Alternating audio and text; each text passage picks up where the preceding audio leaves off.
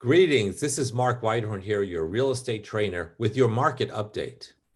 Today, we're going to talk about rising interest rates and how it affects realtors.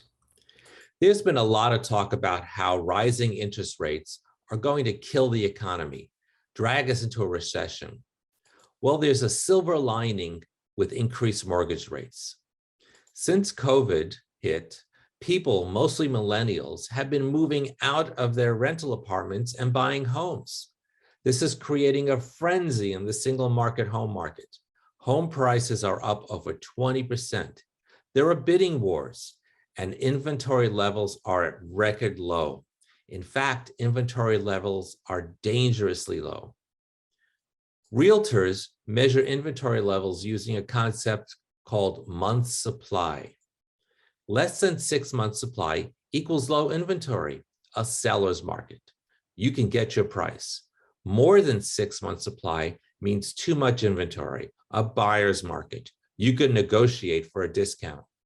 Right now, we are sitting at 1.5 to 2 months supply. This is dangerously low. This is similar to walking into a supermarket and seeing empty shelves. With inventory being this low, many realtors are having trouble making a living. A rise in interest rates should slow the market down a little. This should bring months supply up a few months, possibly to 5 months. This is a more healthy environment. This will give realtors something to sell. One last thing to consider. If you look at mortgage rates over the last 30 years, they are typically in the 4 to 6% range, which is where we are now, back to normal. Well, that's this month's market update. My name is Mark Weithorn with Showcase Websites. We have been creating websites for realtors for close to 20 years now.